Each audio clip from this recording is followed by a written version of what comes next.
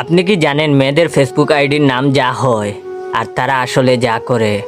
অবুজ বালিকা, গিয়ে দেখো 3 বাচ্চার মা।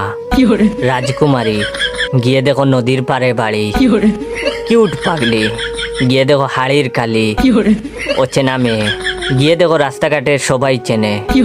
রাজকুমারের অপেক্ষায়, অথচ গিয়ে দেখো সে প্রেমিকের বুকে মাথা রেখে ঘুমায়। তুমি শুধু আমার, গিয়ে দেখো সে কতজনের। তুমি কি আমার হবে? গিয়ে দেখো একজনের হয়ে গেছে। আজও তোমায় ভালোবাসি। এটা শুধু দেখানোর জন্য।